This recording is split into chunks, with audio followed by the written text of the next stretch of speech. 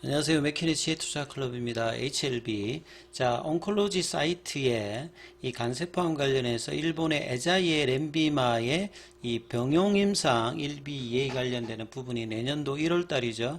예, 미국에서 개최되는 아스코 GI, 요거 이제 뭐 소화기암 심포지엄인데 여기서 임상 데이터 공개가 있습니다.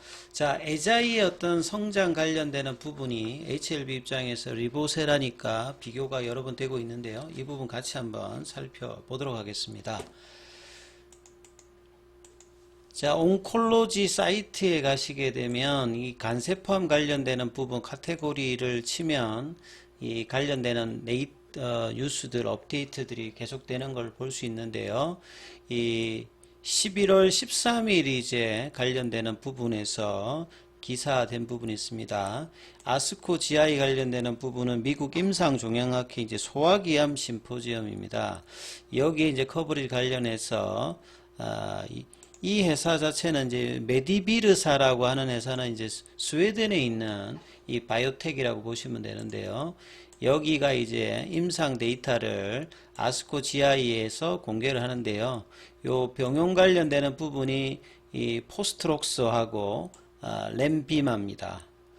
그래서 간세포암 관련되는 부분. 그 다음에 이제 FDA하고는 타입 D 미팅을 통해서 긍정적인 의견이 있다. 그래서 뭐 FDA 같은 경우에는 그 미팅 종류가 좀 여러 가지죠. 본래는 이제 타입 A, B, C. 리보세라닉 관련되는 부분에서는 이제 미팅이 이제 타입 B 형태로 진행이 되고요. 일반적인 절차에서는 이제 B형이 많이 되고, 타입 A 같은 경우에는 뭔가 이제 개발하다가 뭐 중단이 되어서 다시 재개를 필요로 할 때 하는 것이고, 이런 AB 타입이 아닌 것을 보통 이제 타입 C라고 하는데요. 타입 D는 이제 새로 또 추가된 겁니다. 뭐 이렇게 한 가지 이상의 어떤 문제 제기가 되었던 부분에 대해서 하는 어떤 이제 미팅이 이제 타입 D인데요. 그런 타입 D 미팅에서 굉장히 긍정적인 어떤 반응을 보였다. 이 부분의 어떤 공개와 이 임상 관련되는 데이터 부분이 이제 나온다 얘기죠. 그래서 온고잉 1B와 2A상이 같이 진행되었다라고 보시면 되겠죠. 요걸 이제 합해가지고 이제 뭐 포스트록스라고 하는데 이거하고 에자이의 렘비마가 이제 병용이 되어서 간세포암 관련되는 부분에서 이렇게 진행되고요. 초록이나 이런 것들은 이제 내년도 초니까 그때 가면 이제 뭐 데이터 관련되는 부분이 나오겠죠. 초기 임상 단계입니다. 그래서 이제 요 부분을 클릭해 보면 좀 더 뭐 내용이 나옵니다만 보통 이제 1B, 2A니까요. 1A는 이제 지나갔다라고 봐야 되겠죠. 보통 이제 안전성이라든지 유효성 관련되는 부분이겠죠. 그래서 뭐 타이틀 보시게 되면 초록 타이틀에 보면 First Safety and Efficacy Data from 그러니까 임상 1B, 2A 관련해서 첫 번째 안전성 관련되는 부분과 유효성 관련된 어떤 데이터가 이제 이번 초록에서 나온다 이렇게 보시면 되겠죠. 렘비마 같은 경우에도 리보세라니까 마찬가지로 티로신키나제 억제제입니다. 예, 근데 여기는 이제 멀티타켓 형태고 바이엘의 소라페닙 같은 경우에도 멀티타켓 형태인데 이 소라페닙이 생각보다 부작용이 많이 일어나거든요. 그래서 이 렘비마는 비혈등성 관련되는 어떤 이제 생존율 관련되는 부분들은 비혈등성입니다만 이런 부작용 관련되는 부분에서 소라페닙보다 좋아서 이 10년 만에 2018년도에 FDA 허가를 받죠.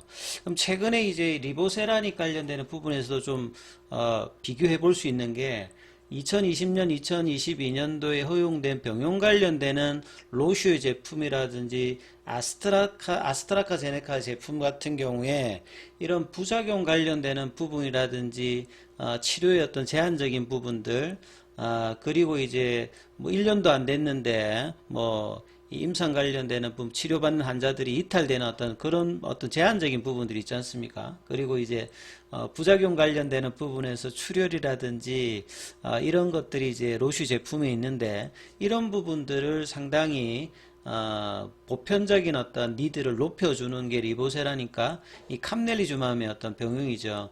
그러면 마치 소라페닙의 어떤 부분보다 데이터도 그렇게 뛰어나지 못했는데 부작용 관련대를 커버하면서 이 램바티닙이 이 허가가 되었거든요.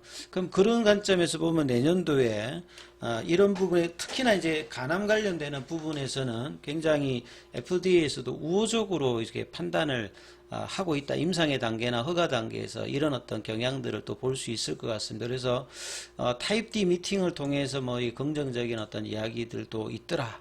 뭐 그리고 향후에 또 타입 C 미팅을 2024년도에 한다고 해요. 앞서 말씀드렸듯이 타입 C는 A, B 타입이 아니었을 때만 하는 부분이다.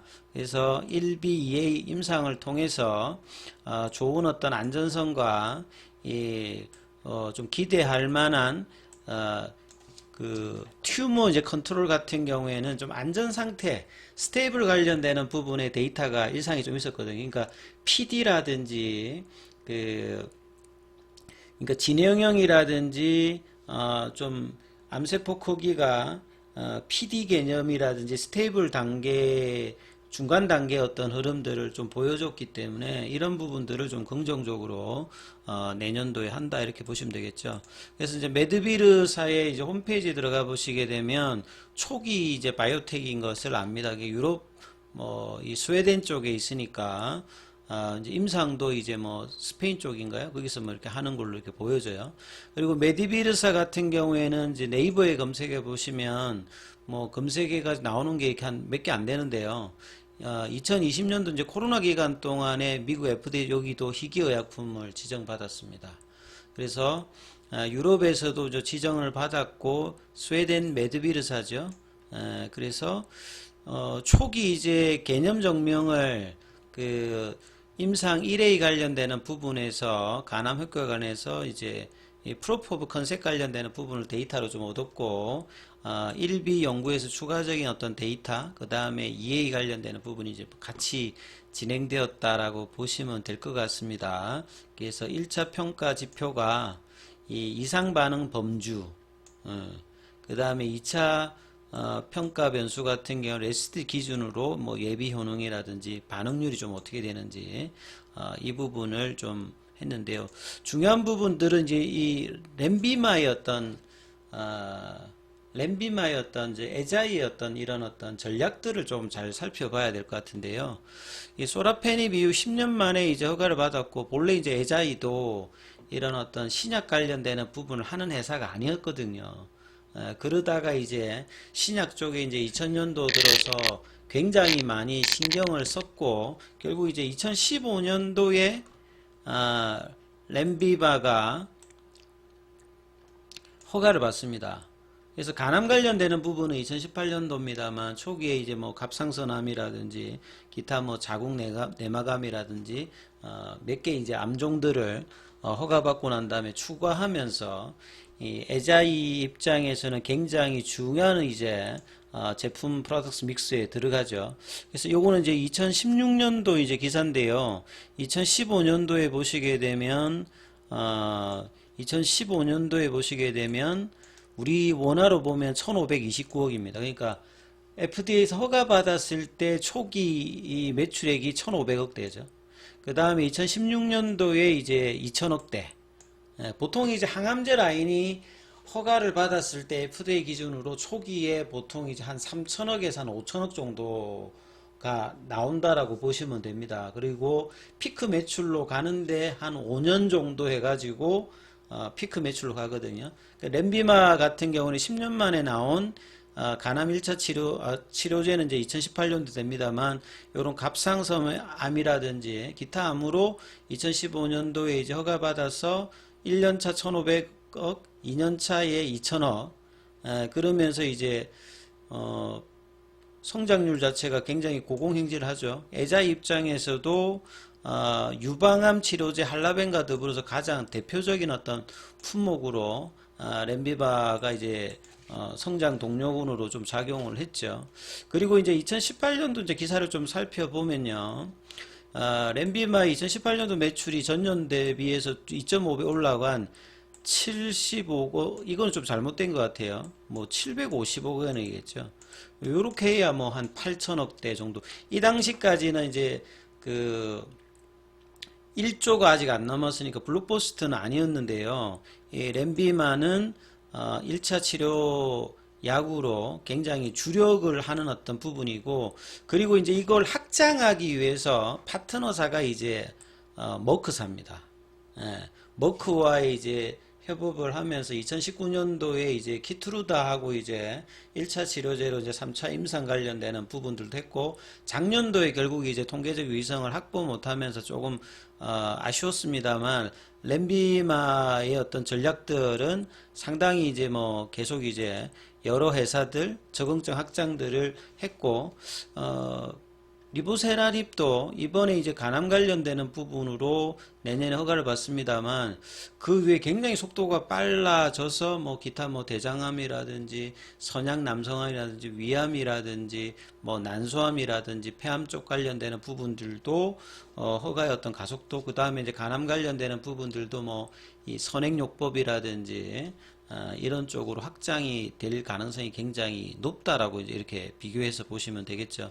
그리고 이제 2020년도 들어서 이제 2019년도 들면서 이제 블록버스터가 됩니다. 보시게 되면 이때는 이제 그 간암 관련되는 부분들도 이제 1차 치료제로 허가를 받고 난 다음이죠. 그래서 글로벌 매출이 일본, 뭐 북미, 중국 이러면서 이 주력인 렌비마가 이때 이제 1조를 넘죠. 블록버스터 제품으로 성장을 했다라고 이제 2019년도에. 그러면 한 4년 만에 이제 블록버스터가 된 거죠. 예. 그 비교해 보시면 그 HLB에서 베스트 인 클래스로 향후 이제 피크 매출 자체를 뭐 3년 내, 5년 내 이렇게 잡는 것 자체가 뭐 허황된 이야기는 아닌 거죠. 그러니까 이렇게 가기 위해서 파트너사가 이제 항서제약도 있겠습니다만, 이 에자이 같은 경우에도 뭐 머크도 있습니다만 기타 여러 회사들과 이 협업 관련되는 부분들을 맺고, 그 다음에 적응증 확장을 하고 단독이든 병용이든 이런 부분들을 특허가 만료되기 전까지, 이 렌비마 같은 경우는 2026년도에 이제 특허가 만료되거든요.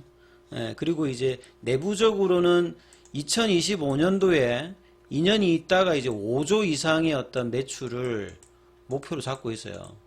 그러니까 단순히 그냥 1조 넘는 데서 끝나는 것이 아니라 에자 입장에서는 5조 이상의 어떤 글로벌 매출을 내면서 계속 이제 확장들을 보여주고 있다. 이게 이제 1차 치료제의 힘이고, 간암 시장의 어떤 성장들을 에자이가 이렇게 계속 이제 보고 있는 거죠. 그리고 최근에 나왔던 기사 보면 올해 상반기 관련되는 부분의 어떤 부분들인데요.